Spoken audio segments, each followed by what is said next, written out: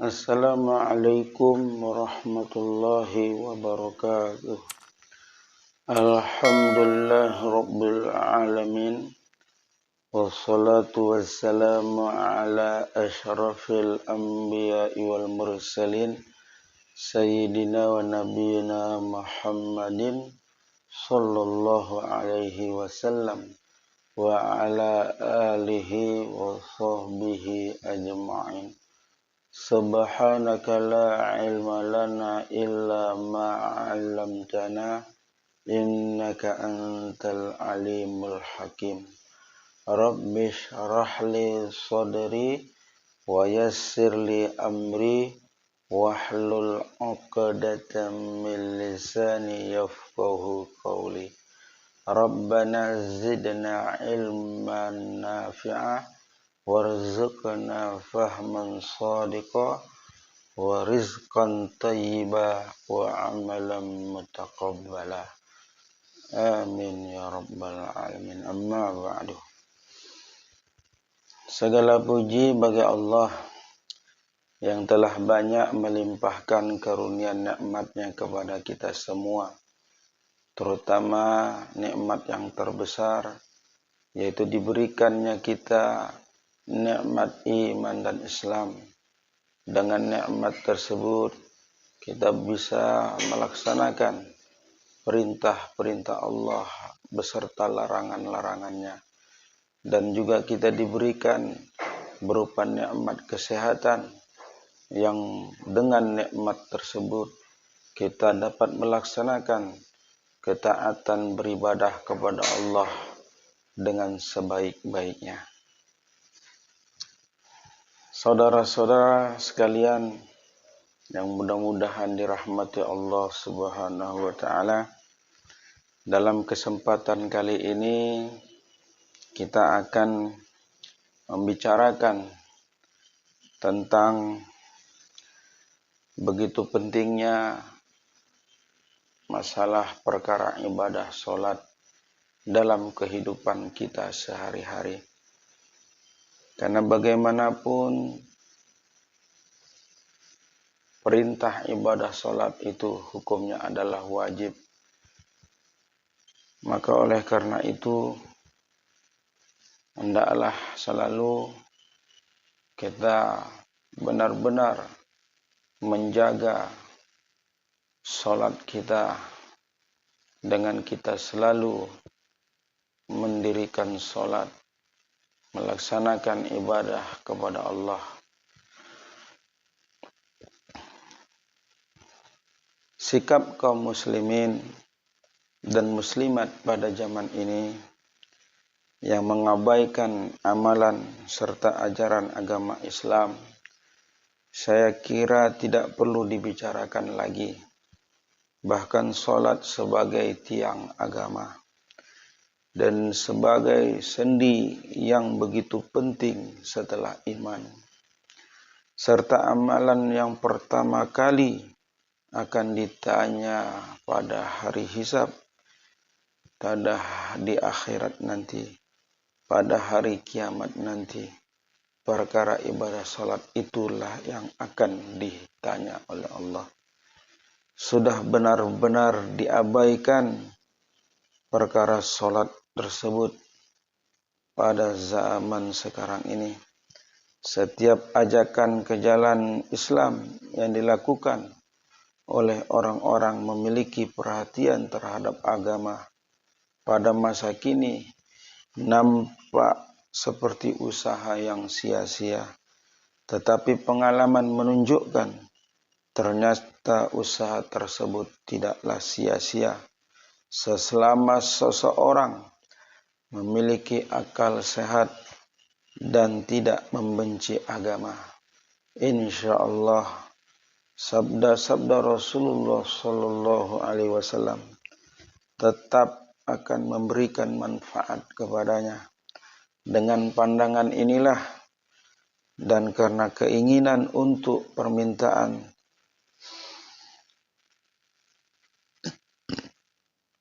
hendaknya kita betul-betul menjaga perkara salat tersebut agar salat tersebut dapat menjadi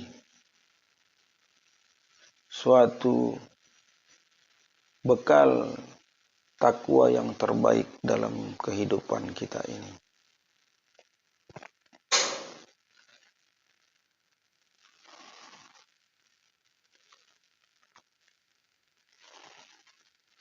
Dewasa ini salat kaum muslimin itu terbagi kepada 3 kelompok. Kelompok pertama adalah orang-orang yang tidak menghiraukan salat. Kelompok kedua adalah orang-orang yang melakukan salat. Dan kelompok ketiga adalah orang-orang yang melaksanakan salat secara berjamaah, tetapi melalaikan rukun-rukunnya dan mengerjakannya dengan kurang baik. Oleh karena itu, hendaklah seseorang itu betul-betul mendirikan salat itu dengan sebaik-baiknya. Hendaklah dia mengetahui akan rukun-rukun di dalam salat dan apa saja yang membatalkan salat. Bahkan dia juga harus mengetahui sunnah-sunnah dan makruh-makruh di dalam salat tersebut.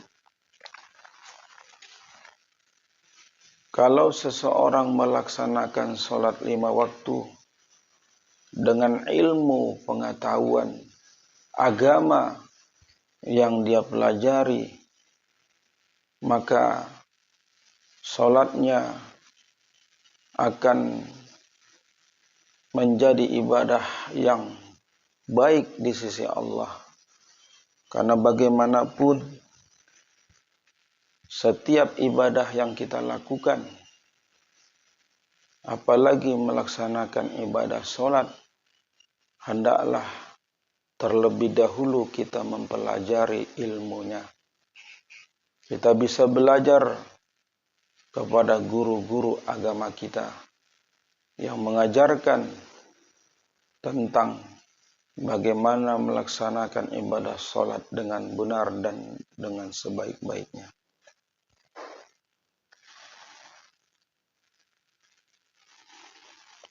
Pentingnya salat, sebagaimana dalam suatu hadis dari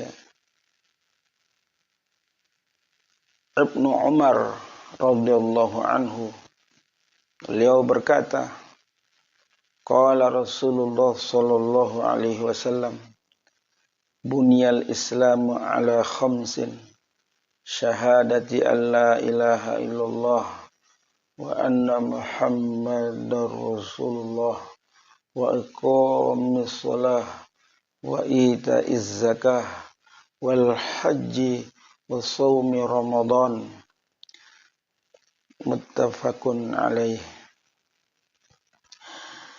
Dari sahabat Nabi Abdullah bin Umar radhiyallahu anhu, Rasulullah sallallahu alaihi wasallam bersabda, Islam dibangun atas 5 tiang, bersaksi bahwasanya tiada Tuhan yang berhak disembah melainkan Allah, dan Nabi Muhammad adalah hambanya dan utusannya, mendirikan salat, membayar zakat, puasa pada bulan Ramadan, dan mengerjakan ibadah haji di kota suci Mekah. Kelima hal tersebut merupakan rukun Islam yang penting dan besar. Agama Islam diibaratkan oleh Rasulullah sallallahu alaihi wasallam seperti sebuah kemah yang disanggah oleh 5 tiang. Tiang tengahnya adalah kalimat syahadat. 4 tiangnya adalah tiang-tiang pendukung di setiap penjuru kemah. Tanpa tiang tengah, kemah tersebut tak akan dapat berdiri. Apabila salah satu dari 4 tiang lainnya tidak ada, kemah tetap berdiri, tetapi sudut yang tidak bertiang tersebut akan miring. Berdasarkan hadis di atas, marilah kita lihat sendiri sejauh manakah kita telah menegakkan kemah Islam tersebut. Benarkah setiap tiang telah kita tegakkan dengan sempurna? 5 tiang yang disebutkan dalam hadis di atas menunjukkan kewajiban-kewajiban yang penting bagi seorang muslim.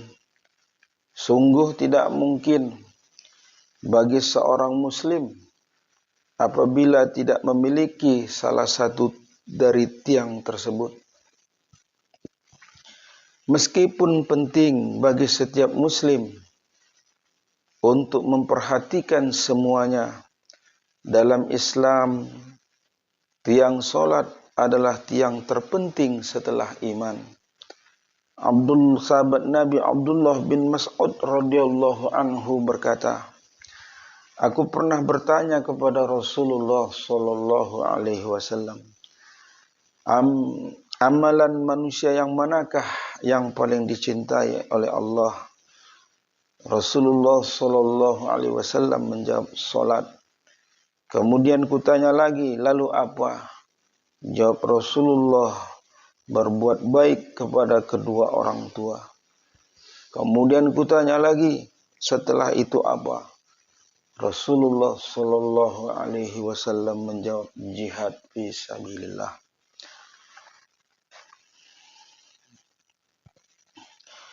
Mulia Ali Qori menyatakan bahwa para ulama telah menjadikan hadis ini sebagai dalil bahwa solat adalah sebagian kewajiban Islam yang paling penting setelah iman. Hal ini diperkuat oleh sebuah hadis yang menerangkan bahwa Rasulullah sallallahu alaihi wasallam bersabda, as-salatu khairu mawdu'. Salat adalah sebaik-baik perintah dari Allah. Selain hadis di atas, banyak lagi hadis yang dengan jelas menerangkan bahwa amalan manusia yang terbaik adalah salat. Dalam kitab Jami'us Shaghir disebutkan ada 5 orang sahabat yang telah meriwayatkan hadis di atas. Mereka adalah Thauban radhiyallahu anhu, Ibnu Umar radhiyallahu anhu, Salmah radhiyallahu anhu, Abu Amamah radhiyallahu anhu, dan Ubadah radhiyallahu anhu. Ada lagi hadis dari Ibnu Mas'ud dan Anas radhiyallahu anhu, dengan tambahan bahwa solat tepat pada waktunya adalah amalan yang paling afdol.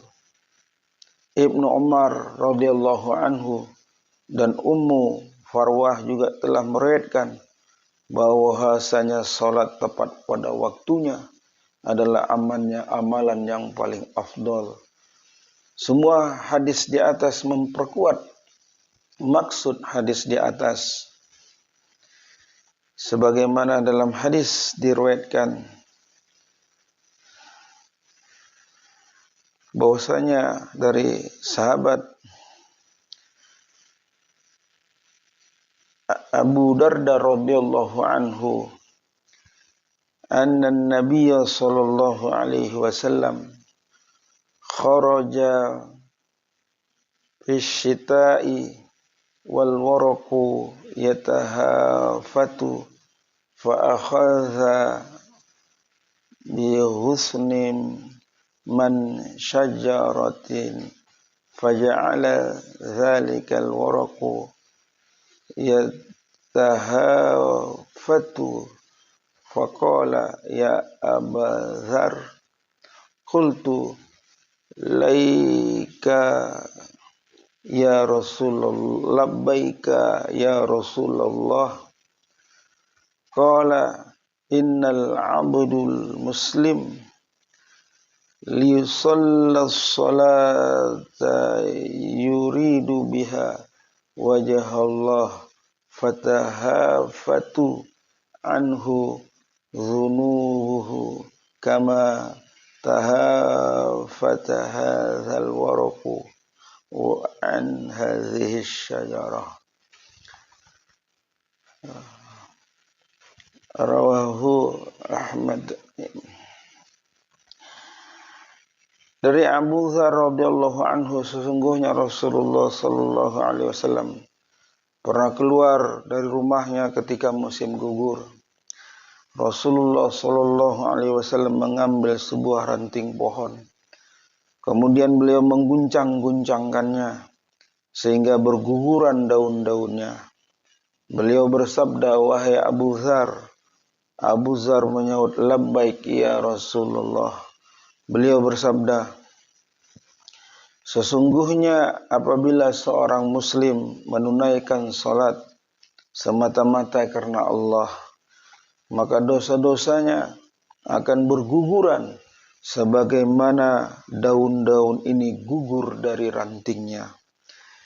Biasanya pada musim gugur banyak daun yang berguguran dari pohonnya, sehingga ada sebagian pohon yang sampai tidak tersisa daunnya sedikit pun.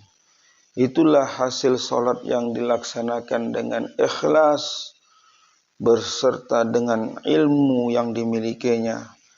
Segala dosa akan diampuni dan tidak ada satupun dosa yang tertinggal.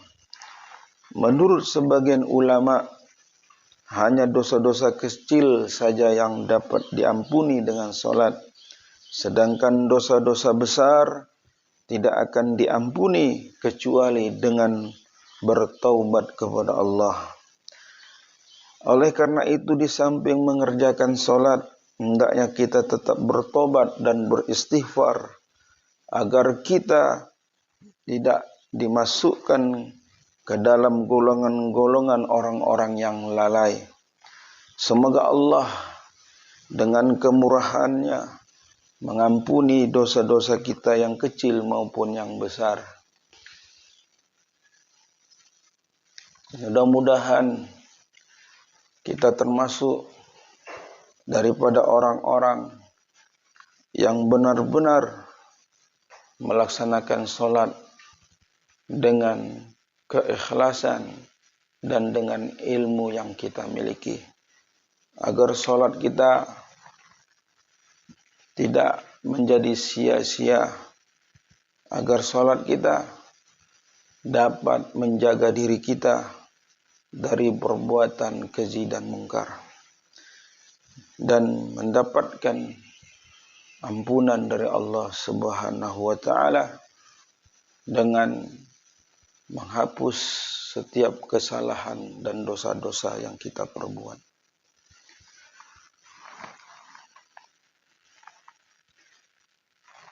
Dalam sebuah hadis juga disebutkan dari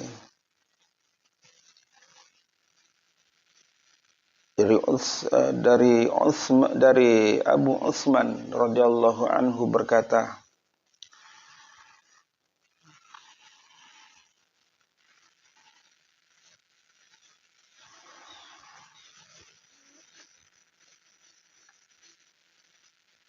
"Aku duduk bersama Salman radhiyallahu anhu di bawah sebatang pohon.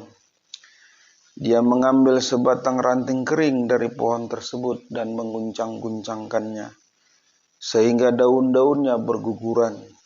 Kemudian ia berkata, 'Wahai Abu Utsman, mengapa kamu tidak bertanya kepadaku, mengapa aku berbuat begini?'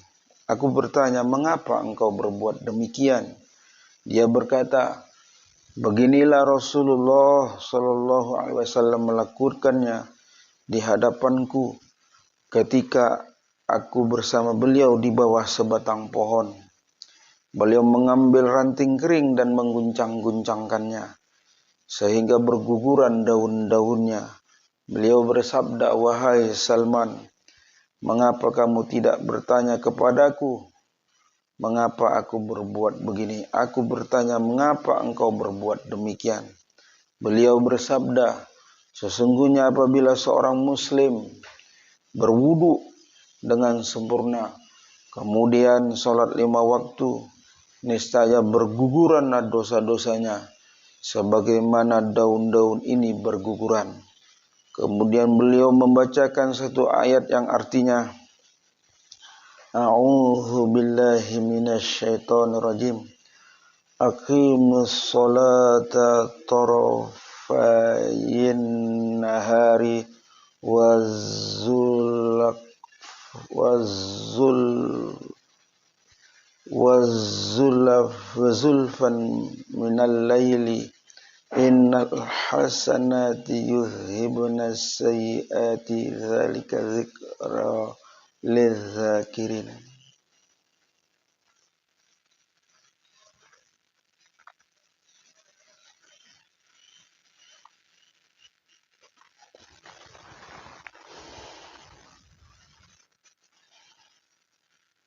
Dan dirikanlah solat pada kedua tepi siang dan sebagian dari malam. Sesungguhnya kebaikan menghapuskan kejahatan. Itulah peringatan bagi orang-orang yang mau ingat kepada Allah. Perbuatan Salman radhiyallahu anhu dalam hadis di atas menunjukkan sebagian kecil bukti cintanya para sahabat radhiyallahu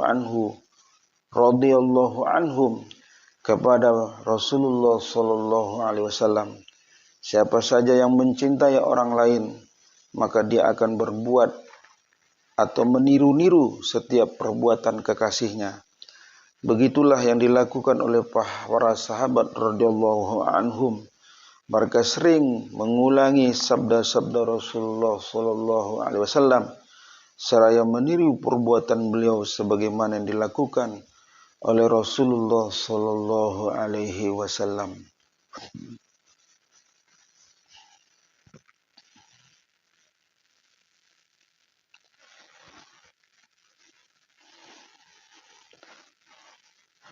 Maka oleh karena itu, begitulah para sahabat yang selalu mencontoh setiap apa yang telah diucapkan Nabi, yang diperbuat oleh Nabi ketika beliau masih hidup di tengah-tengah para sahabat. Karena para sahabat radhiyallahu anhum begitu sangat mencintai Nabi. Karena mereka mengetahui bahwasanya Nabi memiliki keistimewaan dalam dirinya, yaitu memiliki akhlak yang begitu agung, akhlak yang sangat baik, yang untuk dicontoh dan diteladani. Maka sahabat-sahabat Nabi radhiyallahu anhum semuanya yang hidup di zaman Nabi tersebut, mereka selalu sami'na wa ata'na. Mereka selalu kami mendengar dan kami taati perintah Allah dan Rasulnya Nabi Muhammad sallallahu alaihi wasallam. Sehingga dengan kecintaan para sahabat tersebut, mereka betul-betul bersemangat dengan ilmu yang mereka miliki, dengan keikhlasan yang mereka miliki, serta keimanan yang begitu kuat di dalam hati mereka. Mereka selalu melaksanakan sholat di tepat pada waktunya, melaksanakan sholat dengan sebaik-baiknya, sebagaimana Rasulullah Shallallahu Alaihi Wasallam telah mengajarkan kepada mereka. Begitulah sahabat-sahabat yang mulia. Mereka tidak merasakan berat sedikit pun untuk melaksanakan ibadah sholat kepada Allah. Karena mereka yakini bahwasanya dengan mereka melaksanakan sholat kepada Allah, berarti mereka telah mendapatkan kemenangan, keberuntungan, serta kebahagiaan di dunia dan di akhirat kelak nanti. Bahwasanya mereka meyakini selama mereka menjaga sholat mereka, dengan selalu mereka melaksanakannya, apalagi tepat pada waktunya, apalagi secara berjamaah bagi laki-laki yang sudah berakal dan sudah baligh, yang sudah mukallaf, maka yakini mereka adalah orang-orang yang beriman kepada Allah. Innama ya'muru masajidallah. Sesungguhnya orang-orang yang memakmurkan masjid Allah, mereka lah orang-orang yang beriman. Maka hendaklah kita memakmurkan masjid-masjid kita, khususnya tempat-tempat di tempat tinggal kita, untuk selalu kita melaksanakan sholat dengan secara berjemaah, ikhlas semata-mata karena Allah, karena melaksanakan perintah Allah, karena kita ingin mendapatkan keridhaan dari Allah, agar kehidupan kita ini terarah dan terbimbing, terhindar dari perbuatan keji dan mungkar, dan selalu kita terjaga dari perbuatan-perbuatan yang buruk tersebut.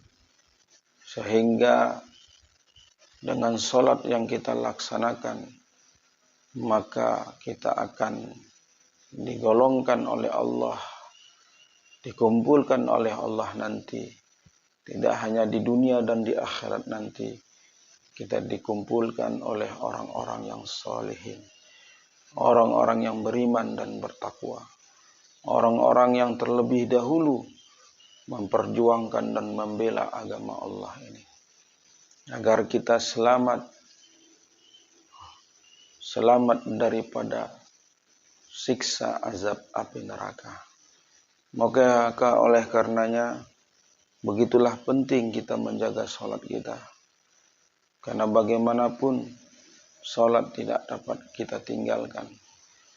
Seperti apapun keadaan kita, baik kita dalam keadaan sehat ataupun sakit, dalam keadaan kita senang ataupun susah, dalam keadaan waktu kita lapang ataupun sempit, tetap perkara ibadah sholat tidak boleh kita tinggalkan. Kalau kita melalaikan perintah sholat dengan meninggalkannya dengan sengaja, maka Allah pasti akan mencampakkan kita ke dalam neraka sakar. Sebagaimana Allah berfirman, "Ma salakakum fi sakar? Qalu lam naku minal musallin." Ketika ditanya kepada penduduk neraka sakar, apa yang menyebabkan kalian masuk ke dalam tempat ini? Mereka menjawab, kami dahulu ketika di dunia tidak termasuk orang-orang yang mau melaksanakan sholat. Maka ancaman bagi orang-orang sholat adalah yang lalai, yang tidak mau mengerjakannya adalah kembali tempatnya adalah neraka. Wa bi'sal mihad. Itulah seburuk-buruk tempat kembali bagi orang-orang yang tidak mau melaksanakan perintah Allah Subhanahu wa ta'ala. Demikianlah apa yang dapat saya sampaikan pada hari ini. Mudah-mudahan apa yang saya sampaikan bermanfaat bagi kita semua. Subhanakallahumma bihamdika asyhadu an la ilaha illa anta astaghfiruka wa atubu ilaik. Akhirul kalam wa billahi taufiq wal hidayah. Assalamualaikum warahmatullahi wabarakatuh.